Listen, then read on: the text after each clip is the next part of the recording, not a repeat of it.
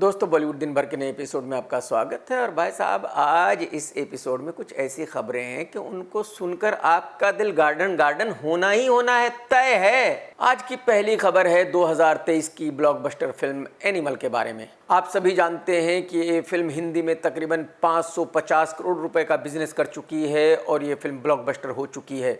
तो इस फिल्म की सक्सेस पार्टी दी गई मुंबई में, और उस पार्टी में वो सब लोग तो आए ही जो इस फिल्म से जुड़े हुए हैं, लेकिन बॉलीवुड के और भी बहुत सारे लोग आए थे। रश्मिका हैदराबाद में शूटिंग कर रही थी किसी और फिल्म की, और वो अपनी शूटिंग छोड़कर मुंबई आई इस फिल्म की पार्टी को अटेंड करने के लिए। जो इस फिल्म के डायरेक्टर हैं संदीप रेड्डी, उनकी राम गोपाल वर्मा डायरेक्टर के साथ बहुत ही जबरदस्त दोस्ती है, और यही वजह है कि राम गोपाल वर्मा भी हैदराबाद से मुंबई आया इस पार्टी को अटेंड करने के लिए और रात में ही वापस लौट गया। एक्चुअली फिल्म एनिमल रियल में ही बहुत बड़ी ब्लॉकबस्टर हुई है और ये रियल सक्सेस पार्टी थी। भूषण कुमार साहब ने इससे पहले भी बहुत सारी फिल्मों की सक्सेस पार्टी दी। जैसे ही फिल्म रिलीज हुई दूसरे तीसरे दिन ही भूषण साहब ने सक्सेस पार्टी दे दी, यानी कि वो सारी पार्टियां झूठी थी, लेकिन ये रियल सक्सेस पार्टी थी। और मैं बॉलीवुड वालों से इतना ही कहना चाहूंगा कि भाई इसी तरह की सच्ची सक्सेस पार्टी दिया करो, झूठी सक्सेस पार्टी मत दिया करो। वो सक्सेस पार्टी देकर आप अपना ही मजाक खुद बनवाते हो। दोस्तों, आज की दूसरी खबर है आमिर खान की बेटी की शादी के बारे में। आप सभी को पता है कि आमिर खान की बेटी की शादी एक जिम ट्रेनर के साथ हो चुकी है, और वो बेचारा जिम ट्रेनर जब अपनी बारात लेकर आया तो कच्चा बनियान में ही आया था, क्योंकि उस बेचारे के पास इतने ही पैसे, इससे ज्यादा पैसे तो है नहीं। तो जब फेरे वगैरह हो गए थे, शादी हो गई थी, उसके बाद जाहिर सी बात है सभी मस्ती के मूड में थे, सभी डांस वगैरह कर रहे थे।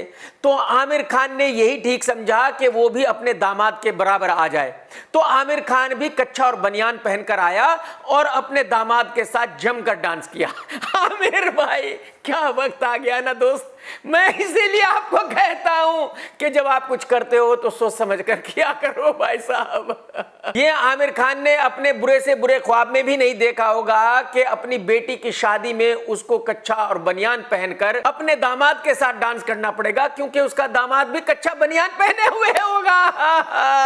आज की तीसरी खबर है जानवी कपूर की पब्लिसिटी के बारे में। अब ये लड़की पूरी तरह बॉलीवुड वाली बन चुकी है। अब इसको पता चल गया है कि किस तरह से फेक न्यूज बनानी है, फेक बातें कहनी है और किस तरह से पब्लिसिटी लेनी है। तो जानवी ने करण जौहर के शो पर कहा कि डीप फेक ऐप तो अब आया है, रश्मिका को इसका सामना तो अब करना पड़ा है, काजोल ऐश्वर्या को तो अब इसका सामना करना पड़ा है, लेकिन जब मैं 15 साल की थी तब मैंने अपना डुप्लीकेट वीडियो देखा था और मैं बहुत ही परेशान हो गई थी। मेरी समझ में नहीं आ रहा था कि मैं किससे बात करूं, किससे बात ना करूं। तो इसका मतलब यह हुआ कि जानवी कपूर यह कह रही है कि 15 साल पहले ही डीप फेक ऐप आ गया था और 15 साल पहले ही किसी ने उस डीप फेक ऐप से इस बेचारी का वीडियो बना दिया था। अरे मैडम जी, कितना झूठ बोलोगी, कुछ तो मर्यादा रखो, कुछ तो लिमिट रखो। दोस्तों, आज की चौथी खबर है बॉबी देओल के बारे में। आप सभी जानते हैं कि बॉबी देओल ने एक वेब सीरीज की थी आश्रम, और उसी वेब सीरीज में बॉबी के साथ काम किया था विक्रम कोचर ने। अब विक्रम ने बताया है कि जब बॉबी देओल और विक्रम आश्रम की शूटिंग कर रहे थे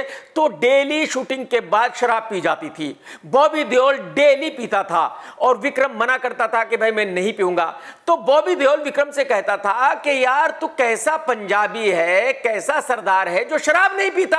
और विक्रम का यह कहना है कि बॉबी देओल तो डेली पीता ही था, लेकिन वो उसको भी फोर्स करता था और यही वजह है कि कभी कभी उसको भी पीनी पड़ती थी। विक्रम का यह भी कहना है कि बॉबी देओल डेली शाम को पीता ही पीता है, अगर वो ना पिए तो उसकी रात सही से नहीं गुजरती। उसको ऐसी आदत लग चुकी है कि उसको डेली शाम को शराब पीनी ही पीनी है। अब आप मुझे बताइए कि आप ऐसे लोगों को अपना आइडल बनाओगे?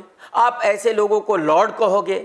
अरे भाई साहब, ऐसे लोगों से आप दूर रहिए। जो ये लोग करते हैं वो बिल्कुल भी जिंदगी में आप कभी नहीं करना भाई साहब। आप लोग ऐसे लोगों को अपना आइडल मानना बिल्कुल बंद कर दीजिए, ये अच्छी बात नहीं है। और विक्रम कोचर ने बताया है कि कल्लू भाई भी कुछ ऐसा ही करते हैं। जब कल्लू भाई डंकी की शूटिंग कर रहे थे तो डेली शराब पीकर ही आते थे अपने सीन करने के लिए। आज की छठी खबर है टीवी स्टार श्वेता तिवारी के बारे में। श्वेता ने कहा है कि जो फिल्म वाले हैं वो टीवी एक्टर्स के साथ भेदभाव करते हैं। जब किसी फिल्म में कोई टीवी एक्टर काम करता है तो जो फिल्म एक्टर्स हैं वो उसको नीचा दिखाने की कोशिश करते हैं, वो उसको ऐसा बताने की कोशिश करते हैं कि भाई आप तो छोटे पर्दे के एक्टर हो, आप तो सीरियल्स में काम करते हो, इसलिए आप वो रेस्पेक्ट डिजर्व नहीं करते जो बॉलीवुड एक्टर्स डिजर्व करते हैं। और श्वेता तिवारी का कहना है कि यही वजह है कि वो बहुत ज्यादा फिल्में नहीं करती, क्योंकि वो नहीं चाहती कि वो फिल्म वालों के साथ शूटिंग करे और फिर भेदभाव का शिकार हो और उनको नीचा देखना पड़े। दोस्तों, आज की 7th खबर यह है कि जावेद अख्तर साहब ने फिल्म एनिमल देखी है और उसका रिव्यू किया है।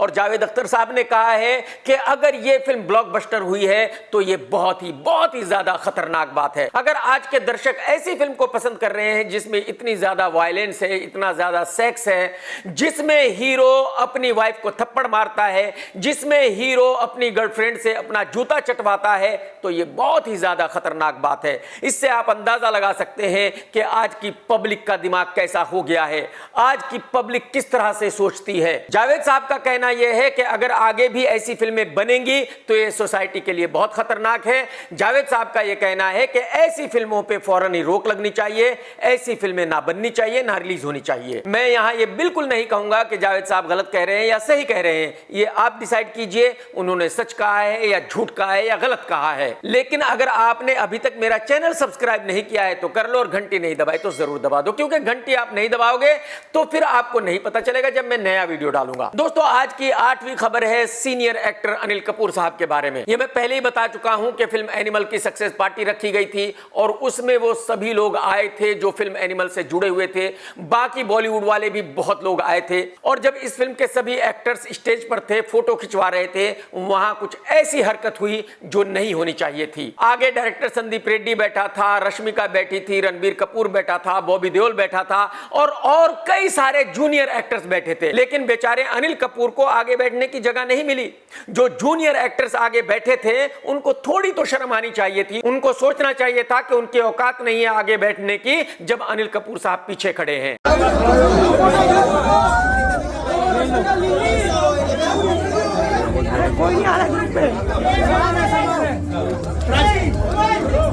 और फिल्म के निर्माता निर्देशक का भी यह फर्ज था कि वो देखते कि अनिल कपूर साहब आगे की रो में बैठे हुए हैं, उनको पीछे खड़ा होना नहीं पड़ रहा है। अनिल कपूर साहब इतने सीनियर एक्टर हैं कि उनको इस तरह से इग्नोर नहीं किया जाना चाहिए, उनको इस तरह से बेइज्जत बिल्कुल नहीं किया जाना चाहिए। आज की 9th खबर है अजय देवगन की फिल्म रेड 2 के बारे में। आप सभी जानते हैं कि कुछ सालों पहले फिल्म रेड बनी थी, रिलीज हुई थी और एक कामयाब फिल्म थी, और अब फिल्म रेड 2 बन रही है। कुछ दिनों पहले इस फिल्म की शूटिंग चालू हो गई है और इस फिल्म को राजकुमार गुप्ता ही डायरेक्ट कर रहे हैं, जिन्होंने पहली फिल्म को डायरेक्ट किया था। अब देखने वाली बात यह होगी कि फिल्म रेड 2 भी उतनी ही कामयाब होगी जितनी की रेड 1 हुई थी या नहीं होगी। आज की 10th खबर है अपने जमाने की बहुत बड़ी एक्ट्रेस जीनत अमान जी के बारे में। जीनत अमान जी सोशल मीडिया पर बहुत एक्टिव है, वो कुछ ना कुछ सोशल मीडिया पर बताती ही रहती हैं। अब जीनत अमान जी ने कहा है कि एक दफा उनको फिरोज खान साहब ने फोन किया था और एक फिल्म करने को कहा था, लेकिन जब जीनत ने उस फिल्म की कहानी सुनी तो जीनत ने उस फिल्म को करने से मना कर दिया था। और जीनत अमान की ना सुनकर फिरोज खान साहब फोन पर ही उनको गंदी गंदी गालियां देने लगे थे,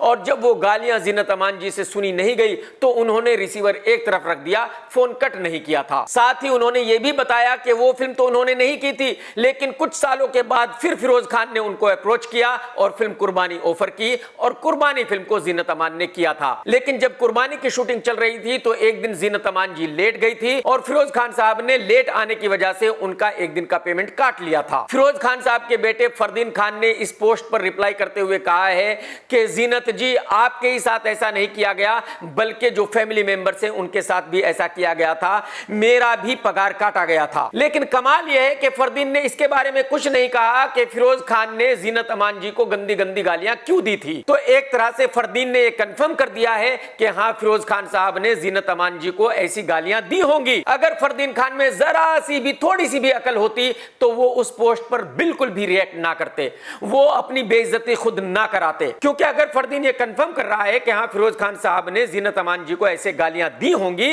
तो ये बहुत ही गलत बात है। कोई भी अच्छा इंसान किसी औरत को इस तरह से गालियां नहीं दे सकता, और वो भी सिर्फ इसलिए कि उसने उसकी फिल्म करने से मना कर दिया हो। अरे भाई, ये जीनत अमान जी की मर्जी है कि वो किसी फिल्म को करेंगी या नहीं करेंगी। दोस्तों, आज की 11वीं खबर है साउथ के एक्टर धनुष के बारे में। जल्दी धनुष की एक फिल्म रिलीज होने वाली है जिसका नाम है कैप्टन मिलर। वैसे तो ये ओरिजिनल फिल्म तमिल में बनी है, लेकिन हिंदी में डब होकर ये हिंदी सर्किट में भी रिलीज होगी। ठीक उसी तरह जैसे कि आजकल सारी साउथ की फिल्में हिंदी में रिलीज हो रही हैं। और कमाल की बात यह है कि जो हिंदी दर्शक हैं वो इन फिल्मों को देख भी रहे हैं, मतलब उनको डब फिल्में देखने में थिएटर में कोई प्रॉब्लम नहीं है। तो इस फिल्म का ट्रेलर रिलीज हुआ है और मैंने भी देखा है। फिल्म के इस ट्रेलर को देखकर यह कहा जा सकता है कि ये फिल्म ठीक वैसी ही है जैसे कि RRR थी। इस फिल्म की कहानी भी आजादी के वक्त की है और इस फिल्म में भी हीरो अंग्रेजों के खिलाफ लड़ रहा है। तो मेरी समझ में ये बात बिल्कुल नहीं आ रही है कि भाई दर्शक इस फिल्म को क्यों देखेंगे जबकि वो इसी सब्जेक्ट पर इतनी बड़ी फिल्म RRR देख चुके हैं। मुझे नहीं पता इस फिल्म के निर्माता निर्देशक ने क्या सोचा होगा,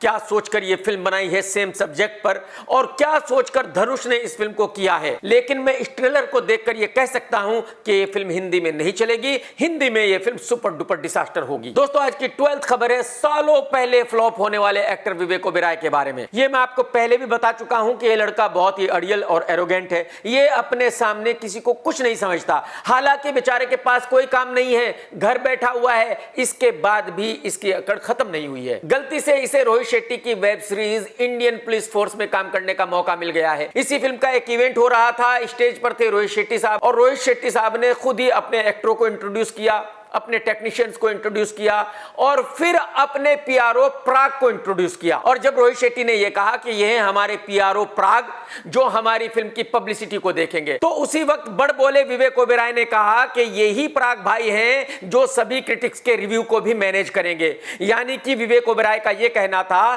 कि प्राग भाई सभी क्रिटिक्स को पैसे देकर हमारी फिल्म या वेब सीरीज के लिए 4-5 स्टार लेकर आएंगे। इसका मतलब यह हुआ कि विवेक ओबेरॉय ये कह रहे थे कि जितने भी क्रिटिक्स हैं वो पैसे लेकर रिव्यू देते हैं, वो पैसे लेकर किसी भी वाहियात फिल्म को 3-4 स्टार देते हैं। और यही बात कुछ दिनों पहले करण जौहर साहब भी कह चुके हैं कि जब उनकी फिल्म अच्छी नहीं होती तो वो क्रिटिक्स को मैनेज कर लेते हैं, रिव्यूज को मैनेज कर लेते हैं और अपनी फिल्म के लिए 4-5 स्टार ले आते हैं। और इसका मतलब यह हुआ कि बॉलीवुड वाले खुलेआम मीडिया के सामने ही मीडिया वालों की बेइज्जती कर रहे हैं, मीडिया वालों को अपनी इवेंट में बुलाकर नंगा कर रहे हैं, मीडिया वालों को बता रहे हैं कि देखो हम तुम्हारे को पैसे देते हैं तब तुम हमारे बारे में अच्छा लिखते हो, हम तुम्हारे को पैसे देते हैं तब तुम हमारी फिल्म को 4-5 स्टार देते हो, हम तुम लोगों को पैसे देते हैं और तुम लोग हमारी वाहियात फिल्म को भी मास्टरपीस कहते हो। और इतनी बेइज्जती होने के बावजूद भी इन मीडिया वालों को कोई फर्क नहीं पड़ता, ये फिर भी इवेंट्स में जाते हैं, वहां बैठकर खिकी खिकी खिकी करते हैं, समोसा और साथ में बोनस में गालियां खाकर अपने घर को चले जाते हैं। अच्छा ये बेचारे कुछ कहें भी तो कहें कैसे?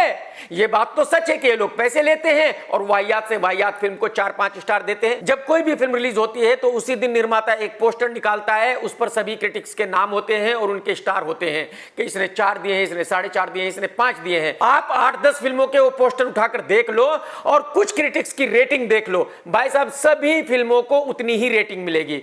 कुछ क्रिटिक्स तो ऐसे हैं कि 4 के नीचे किसी भी फिल्म को रेटिंग देते ही नहीं है। और विवेक का कहना बिल्कुल सही था, प्राग का यही काम है, वो निर्माता को डराता है और निर्माता को बताता है कि देखो बिहार में ये 3 क्रिटिक्स हैं, अगर इनको पैसे नहीं दिए तो इनके कहने से फिल्म फ्लॉप हो जाएगी। देखो वेस्ट बंगाल में ये 4 क्रिटिक्स हैं, अगर इनको पैसे नहीं दिए तो इनके कहने से फिल्म फ्लॉप हो जाएगी। देखो राजस्थान में ये 3 क्रिटिक्स हैं, अगर इनको पैसे नहीं दिए तो इनके कहने से फिल्म फ्लॉप हो जाएगी। तो प्राग का काम ही यही है कि ऐसी बातें करके वो निर्माता को डराता है, फिर निर्माता से लाखों रुपए लेता है इन क्रिटिक्स के नाम पर और इन क्रिटिक्स को 10-10 हजार रुपए देकर इनसे 4-4 स्टार ले लेता है। जबकि हकीकत यह है कि इन क्रिटिक्स के कहने से इनके घर वाले भी फिल्में नहीं देखते, पब्लिक की तो बात ही छोड़ दीजिए। तो हकीकत इतनी सी है कि प्राग निर्माताओं को डराकर उनको उल्लू बनाकर उनके पैसे ऐंठ रहा है और अपनी जेब भर रहा है। दोस्तों आज की 13th खबर है राम मंदिर के बारे में। आप सभी को पता है कि राम मंदिर का उद्घाटन 22 मार्च को होने वाला है और बॉलीवुड में से भी बहुत लोगों को इनवाइट किया गया है। बहुत सारे लोग बता रहे हैं कि इसको इनवाइट किया गया है, उसको इनवाइट किया गया है, लेकिन हकीकत यह है कि इनको बिल्कुल पता नहीं है। आज मैं आपको बताऊंगा कि बॉलीवुड में से किन किन लोगों को इनवाइट किया गया है। बॉलीवुड से सिर्फ 3 डायरेक्टर्स को इनवाइट किया गया है, राजकुमार हिरानी, संजय लीला भंसाली और करण जौहर। सिंगर सोनू निगम और कैलाश खेर को भी इनवाइट किया गया है। गीतकार प्रसून जोशी को भी इनवाइट किया गया है। एकता कपूर और उनके फादर जितेंद्र कपूर को भी इनवाइट किया गया है। अजय देवगन और काजोल को इनवाइट किया गया है। अक्षय कुमार, ट्विंकल खन्ना को इनवाइट किया गया है। कैटरीना कैफ और कल्लू भाई को इनवाइट किया गया है। अब आप ये जरूर कहेंगे कि भाई मालेगांव के सुपरस्टार कल्लू भाई को कैसे इनवाइट किया जा सकता है। अरे भाई साहब, कैटरीना को इनवाइट किया गया है तो जाहिर सी बात है कल्लू भाई तो साथ में जाएंगे ही ना। बात को समझो आप यार। भाई कल्लू भाई ने कैटरीना से शादी की थी, ये सारी बातें सोचकर, ऐसे ही थोड़ा ही कर ली थी। अमिताभ बच्चन साहब, अभिषेक और ऐश्वर्या को भी इनवाइट किया गया है। ऋतिक रोशन और कंगना दीदी को भी इनवाइट किया गया है।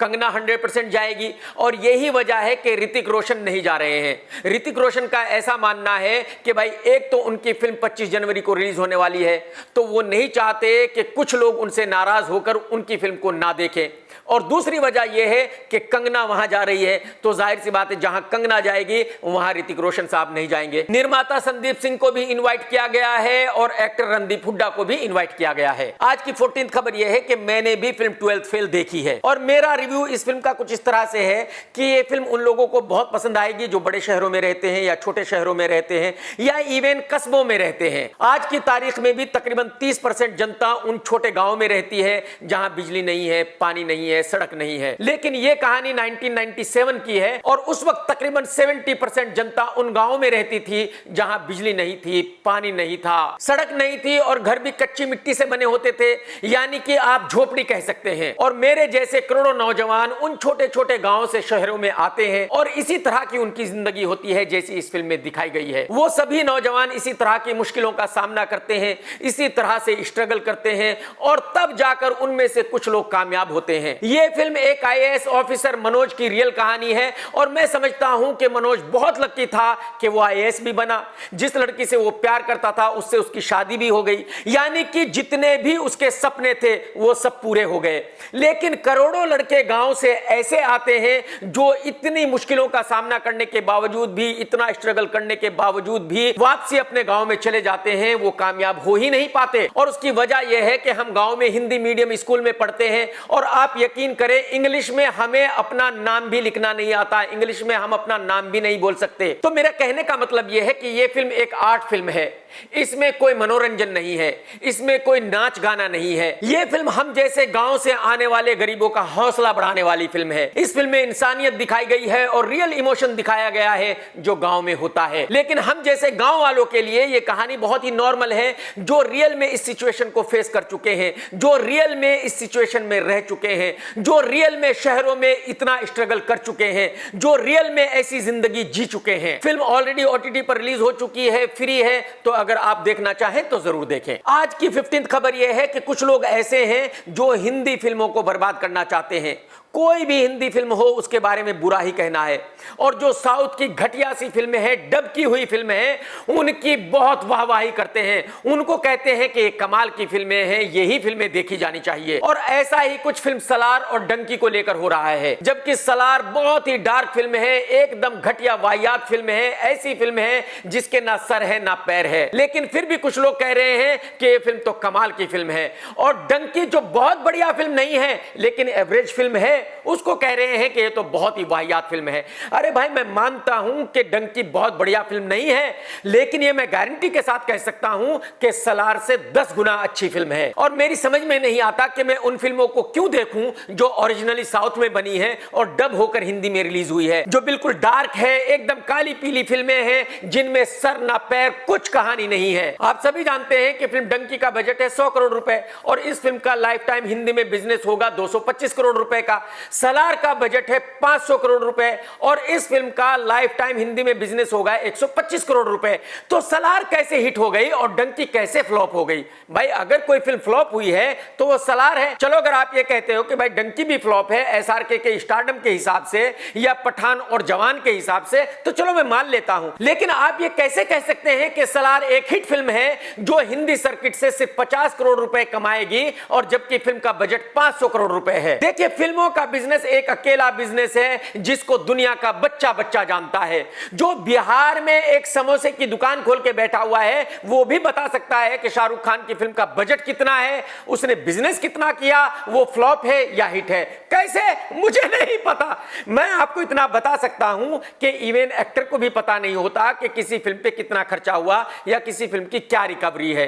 इवन डायरेक्टर को भी पता नहीं होता कि किसी फिल्म पे कितना खर्चा हुआ, उसकी क्या रिकवरी है। यह सिर्फ और सिर्फ निर्माता को पता होता है या उसके सीए को पता होता है कि किसी फिल्म पे क्या खर्चा हुआ है और उसकी क्या रिकवरी है, उसमें क्या लॉस हुआ है, क्या प्रॉफिट हुआ है। तो मेरी समझ में नहीं आता कि हिंदुस्तान के बच्चे बच्चे को ये कैसे पता चल जाता है कि किस फिल्म का क्या बजट है, उसने क्या बिजनेस किया है, वो हिट है या फ्लॉप है। ठेली लगाने वाला हो, रिक्शा चलाने वाला हो, घोड़ा तांगा चलाने वाला हो, चाय बेचने वाला हो, सबको पता है कि किस फिल्म का क्या बजट है, कौन सी हिट है, कौन सी फ्लॉप है। अरे भाई साहब, कुछ तो मर्यादा रखिए। भाई साहब, आपको कैसे पता मेरे भाई? क्या आपने जिंदगी में कभी किसी प्रोड्यूसर से बात की?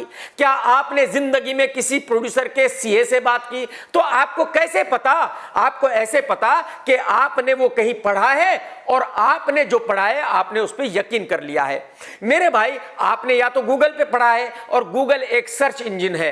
गूगल को इससे कोई लेना देना नहीं है कि जो किसी अखबार में छपा है वो सच है या झूठ है। जो किसी अखबार में छपा है गूगल वही दिखाता है, वही बताता है। और आज की तारीख में हर कोई पत्रकार है भाई साहब, वो भले ही 10वीं फेल हो, भले ही 8वीं फेल हो, हर कोई 1-2 हजार रुपए की वेबसाइट खोलकर बैठ गया है और उसकी मर्जी है वो उस पर कुछ भी लिखे और वो पत्रकार है। और कमाल ये है कि अगर आप उसको 2000 रुपए दे दो तो 2000 रुपए में आप उससे कुछ भी लिखवा लो। आप उसे कहो कि भाई इस फिल्म का बजट 100 रुपए है और इस फिल्म ने 5000 करोड़ का बिजनेस किया है, वो वही लिखेगा। भाई उसको तो अपना किचन चलाना है। तो आपको इंफॉर्मेशन कहां से मिलती है? अखबारों से, वेबसाइट से। और उन पर कौन लिखता है? वैसे ही लोग लिखते हैं जैसे कि आप हैं। उन बेचारों की भी कोई सोर्स नहीं है, उन बेचारों को भी कोई पता नहीं है कि प्रोड्यूसर कौन है, सीए कौन है। उन बेचारों की भी जिंदगी में कभी किसी निर्माता से मुलाकात नहीं हो सकती। तो जो उन्होंने लिख दिया वो आपने मान लिया और उनकी बात मानकर आपने कह दिया कि ये फिल्म हिट है, ये फिल्म फ्लॉप है। अरे भाई साहब, कुछ तो मर्यादा रखिए। अगर हम एक काम कर रहे हैं तो हमें करने दीजिए भाई साहब, और हम पर यकीन कीजिए। क्योंकि हम निर्माता से बात करते हैं, उसके सीए से बात करते हैं, तब हम किसी फिल्म को हिट या फ्लॉप बताते हैं। हवा में बात नहीं करते हम भाई साहब। दोस्तों, अगर आपने आज का वीडियो देखा है तो लाइक करना बिल्कुल मत भूलना और भाई साहब कमेंट्स करके जरूर बताना कि आज का वीडियो आपको कैसा लगा। टेक केयर दोस्तों, tata bye bye, love you, जय हिंद, वंदे मातरम।